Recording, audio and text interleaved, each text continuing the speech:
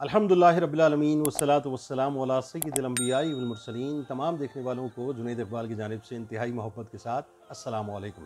नाज़रीन कराम, कोई भी तहरीक हो, चाहे वो मजहबी तहरीक हो, चाहे वो सियासी तहरीक हो, चाहे वो समाजी तहरीक हो, चाहे वो माशरती तहरीक हो, चाहे वो मुआशरी तहरीक हो, चाहे वो इनकलाबी तहरीक हो, जब वो अपने नक़ूश तारीख़ के किरतास के ऊपर या तारीख़ के सीने के ऊपर छोड़ती है तो जहन में रखिएगा कि फिर ये बात ज़ेर गुफ्तगू आती है कि उस तहरीक का मरकज़ कहाँ था, उस तहरीक को किस इलाके से शुरू किया गया, उस तहरीक को किस अंदाज से एक्टिवेट किया गया, उसको एक्टिवेट करने वाले, उसको चलाने वाले कौन लोग थे, उसके पीछे मकासद क्या क्या थे, उसके गोल्स क्या थे, उसके टारगेट्स क्या थे और क्या वो अपने मकासद तक पहुंची, अपने गोल्स को अचीव कर सकी, अपने टारगेट्स को अचीव कर सकी कि नहीं कर सकी, वगैरह वगैरह। ये तमाम बातें ज़ेर गुफ्तगू आती हैं। अब ज़रा अपने जहन को 1450 बरस पहले मुंतकिल कर दीजिए, स्विच कर दीजिए। कर दिया आपने? आइए मक्के पाक की सरजमीन पे चलते हैं और जहन में रहे कि इस्लाम का पैगाम है और सरवर दो जहां सल्लल्लाहु अलैहि वसल्लम की ज़ात अक़दस है। मुश्किल तरीन हालात है। कुफ़ार मक्का मुसलमानों की इब्तदाई जमात के ख़िलाफ़ मुकम्मल तौर पर डट चुके हैं, खड़े हो चुके हैं और अपनी पूरी ताकत के साथ खड़े हो चुके हैं। अब जहन में रहे कि कोए सफ़ा पर आम बस्ती से हटकर एक घर है जहां मुसलमान मुज्तमे हो रहे हैं और बहुत ही खामोशी के साथ मुज्तमे हो रहे हैं, बहुत ही हिकमत के साथ काम हो रहा है।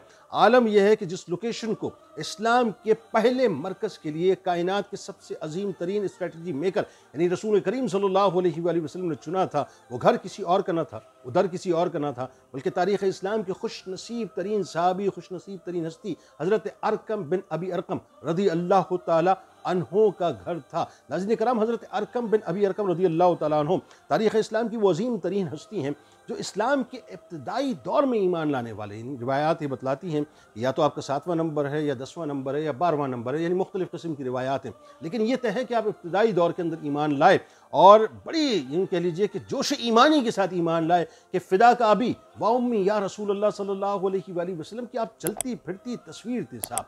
अस्साबिक़ूनल अव्वलून की अज़मतों का ताज भी आपके सर अक़दस पर सजा हुआ था और आलम यह था कि इस्लाम लाने से पहले भी कुरैश में आप अहले दानिश के तौर पर और इंतहाई मुमताज़ शख्सियत के तौर पर देखे जाते थे।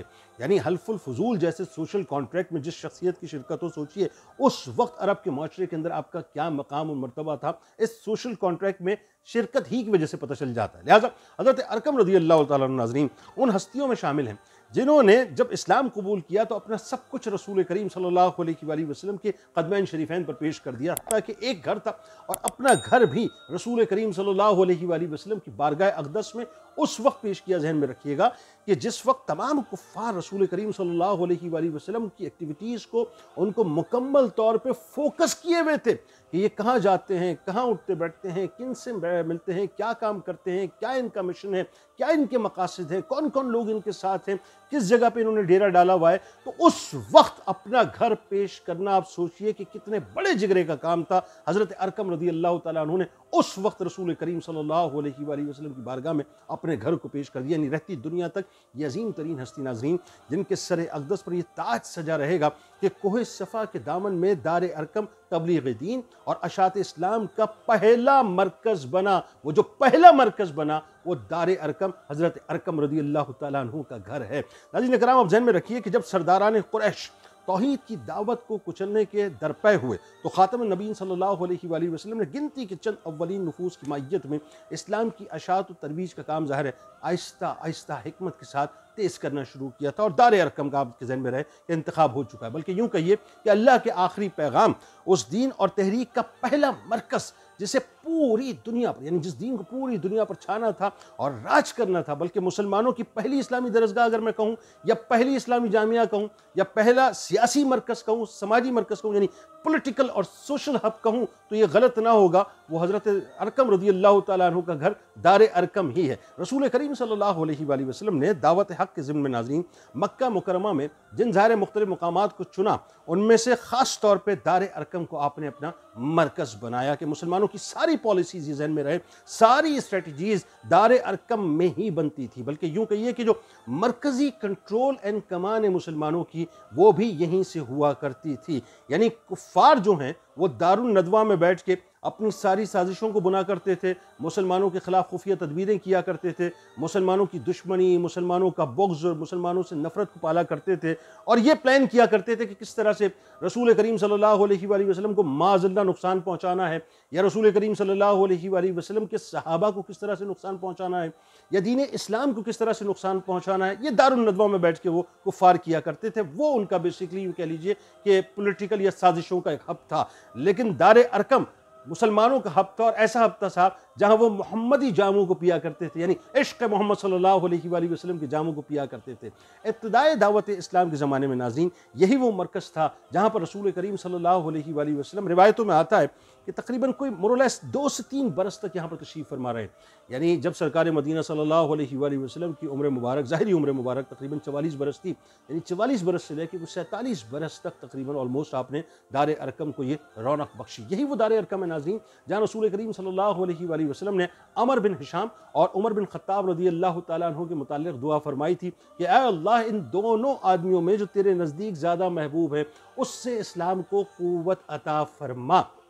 यही वो दार अरकम है जहाँ सैयदना उमर फ़ारूक रज़ियल्लाहु ताला अन्हु के हक़ में अल्लाह ताला ने दुआ को कबूल फरमाया और वो इस्लाम लाए, और इसी दार अरकम से आपको फ़ारूक आज़म होने का खिताब मिला। यानी सोचिए कितना बड़ा अजीम शरफ है नाज़रीन। यही वो दार अरकम है जहाँ मुसलमानों की तादाद 40 हुई और इसी मकाम पर सैयदुश्शोदा हज़रत अमीर हमज़ा रज़ियल्लाहु ताला अन्हु और कई एक जय्यद सहाबा कराम, मसलन उसमें हज़रत अम्मार बिन यासिर रज़ियल्लाहु ताला अन्हु, हज़रत सुहैब रूमी रज़ियल्लाहु ताला अन्हु, अगर मैं गलत नहीं हज़रत मुसअब बिन उमैर रज़ियल्लाहु ताला अन्हु, इस तरह कई एक सहाबा यहाँ ईमान लाए और दाखिल इस्लाम हुए। यानी ज़रा सोचिए वो महफ़िलें कितनी हसीन होती होंगी साहब कि जब सरकार यानी यूँ कहिए कि बल्कि एक लफ्ज़ अप्रोप्रिएट है कि मोहम्मदी आसमान के जो सितारे थे वो कायनात के चाँद के इर्द गिर्द तशरीफ़ फरमा होना शुरू हुए थे और कायनात के चाँद के जो परतौ था वो बुनियादी तौर पर उनके ऊपर पड़ता था। यही वो दार अरकम है नाज़रीन जहाँ से हुज़ूर नबी करीम सल्लल्लाहु अलैहि वसल्लम की यानी कायनात के सबसे अजीम तरीन लीडर की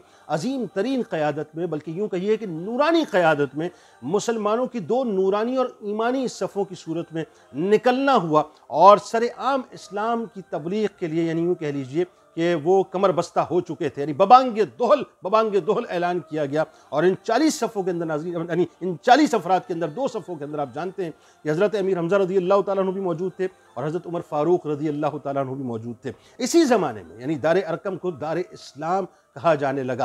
यानी कोई तसव्वुर कर सकता है नाज़रीन कि कोहे सफ़ा के दामन में हज़रत अरकम रज़ियल्लाहु ताला अन्हु के घर में जिस तहरीक की बुनत हुई, जहाँ पॉलिसीज़ बनती थीं, जहाँ अहद व पैमा होते थे, रसूल करीम सल्लल्लाहु अलैहि वसल्लम के दस्ते मुबारक पे बाकायदा बैत की जाती थी, अपना सब कुछ निछावर करने को रसूल करीम सल्लल्लाहु अलैहि वसल्लम के सामने बाकायदा अहद किया जाता था। दुनिया ने देखा नाज़रीन कि इस मुबारक तहरीक ने क्या अरब, क्या अजम, क्या पर्शियन एम्पायर, क्या रोमन एम्पायर, सब पर अपना तसल्लुत कायम किया। अल्लाह तबारक व तआला ने दार अरकम से यानी दार अरकम में जो पॉलिसीज़ बनी और जो तहरीक बाकायदा मरकज़ की सूरत में, दार अरकम चूँकि मरकज़ था तो मरकज़ से जो पॉलिसीज़ उठी उन पॉलिसीज़ ने पूरी दुनिया पर एक अरसे के बाद राज किया। नाज़रीन कराम, हज़रत अरकम रज़ियल्लाहु ताला अन्हु की दीन इस्लाम के लिए बेइंतहा कुर्बानियाँ हैं। आप रज़ियल्लाहु ताला अन्हु मदीना मुनव्वरा की तरफ हिजरत करने वाले अव्वलीन मुसलमानों में शामिल थे।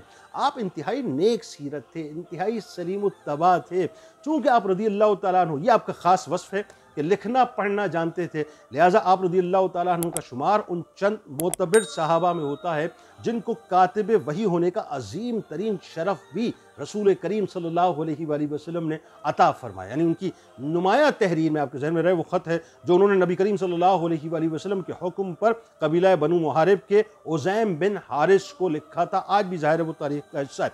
हज़रत अरकम रज़ियल्लाहु ताला अन्हु नाज़रीन ग़ज़वा बदर में शिरकत की, यानी वही बात है फ़िदा का अबी व उम्मी या रसूल अल्लाह सल्लल्लाहु अलैहि वसल्लम, यही तो नज़रिया था सहाबा कराम का। यानी देखिए कि इब्तिदाई दौर में इतनी मुश्किलात उन्होंने देखी, अपना घर पेश किया, सोबतों को तकलीफ़ों को बर्दाश्त किया, उसके बाद हिजरत भी की। लेकिन वही बात है कि इश्क कहाँ रुकता है साहब, इश्क ने तो मज़ीद आगे बढ़ना है। तो आपने ग़ज़वा बदर में शिरकत की। हुज़ूर नबी करीम सल्लल्लाहु अलैहि वसल्लम ने माल गनीमत में से उन्हें एक तलवार भी बाकायदा इनायत फरमाई थी। इसके अलावा हज़रत अरकम रज़ियल्लाहु ताला अन्हु ग़ज़वा उहद में, ग़ज़वा खंदक में, बाकी तमाम ग़ज़वात में आप सल्लल्लाहु अलैहि वसल्लम के शाना बशाना शरीक रहे। सरवर दो जहाँ सल्लल्लाहु अलैहि वसल्लम आप पर बेइंतहा ट्रस्ट फरमाया करते थे, बेइंतहा ट्रस्ट करते थे। और ट्रस्ट क्यों ना करें साहब, मेरे सरकार मदीना सल्लल्लाहु अलैहि वसल्लम के बिल्कुल अव्वलीन साथियों में से, बिल्कुल अव्वलीन साथियों में से, यानी मैं बिला तमसील अर्ज़ करूँ, आज जो पॉलिटिकल जमातें जितनी भी हैं, आप देखते हैं कि इन सब के अपने अपने मराकज़ होते हैं, सबसे अपने अपने मरकज़ होते हैं। अब ज़ाहिर है किसी ने कहीं ना कहीं से तो इब्तिदा की होगी, किसी का घर लिया होगा, किसी ने घर दिया होगा, किसी ने शुरू में डोनेशन दिया होगा, और ये बिला तमसील यानी कंपैरिजन बनता नहीं है बिल्कुल भी। ये तो सारा मामला हेच है ना सियासत का, लेकिन समझाने के लिए मैं अर्ज़ कर रहा हूँ। वो रहती दुनिया तक साहब वो ये कोट होता रहेगा कि जी फला शख्स ने जो है वो हमारे सियासी मकासद के लिए कुर्बानियाँ दी थी, ये जगह उसने दी थी, ये फंड उसने दिया था। ज़रा सोचिए साहब, ये तो सारा मामला हेच है ना। लेकिन वो जो आला व अरफा तहरीक, यानी कायनात की सबसे अजीम तरीन तहरीक, सबसे अजीम तरीन हस्ती, सबसे अजीम तरीन पैगाम, सबसे अजीम तरीन हस्ती का पैगाम, अब वो पहुँचाने का वक्त आ गया है। तो उसके लिए जिस जगह का इंतखाब किया जा रहा है, वो जगह कोई और नहीं है बल्कि हज़रत अरकम रदी अल्लाह ताला अन्हु की जगह है। तो रसूल करीम सल्लल्लाहु अलैहि वसल्लम तो आप पर बेइंतहा ट्रस्ट किया करते थे, यानी आप खुद भी इंतहाई ऑनेस्ट थे। सरकार मदीना सल्लल्लाहु अलैहि वसल्लम ने आपको बाकायदा सदक़ात जमा करने के लिए आमिल के तौर पर मुकर्रर किया था। सहाबा कराम रिज़वानुल्लाह ताला अलैहिम अजमईन की जमात भी आपको बेहद इकराम से देखा करती थी, यानी उनके नज़दीक एक ख़ास मकाम आपका था। हज़रत अरकम रज़ी अल्लाह ताला अन्हु अहद उस्मानी में बाकायदा बैतुल माल के निगरान भी रहे। आप रज़ी अल्लाह ताला अन्हु से कई रिवायात मरवी हैं, और ख़ास तौर पर मैं आपको बतलाऊँ कि आपका एक और मामला बड़ा कमाल है।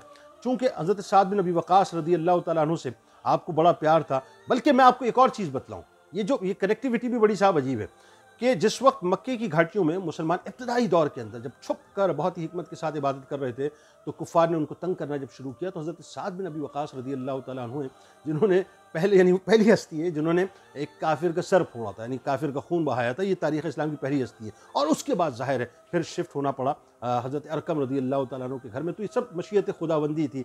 तो हज़रत साद बिन अबी वक़ास रज़ी अल्लाह ताला अन्हु वो हस्ती हैं। तो हज़रत साद बिन अबी वक़ास रज़ी अल्लाह ताला अन्हु से आपको वैसे भी बड़ी मोहब्बत थी, और आपने वसीयत की थी कि मेरा जनाजा हज़रत साद बिन अबी वक़ास रज़ी अल्लाह ताला अन्हु फरमाएँ। तो हुआ ये कि 53 हिजरी में आपने विसाल फरमाया, और उस वक्त तकरीबन आपकी उम्र मुबारक 85 बरस के करीब थी। हज़रत साद बिन अबी वक़ास रज़ी अल्लाह ताला अन्हु ने आपका जनाजा अदा किया, जनाजा पढ़वाया। अल्लाह तबारक व तआला हज़रत अरकम बिन अबी अरकम रज़ी अल्लाह ताला अन्हु के दर्जात को बुलंद फरमाए।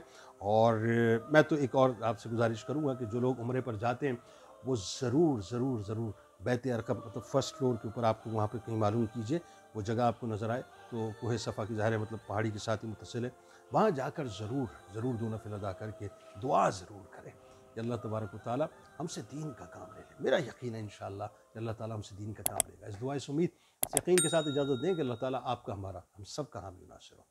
अल्लाह हाफ़िज़।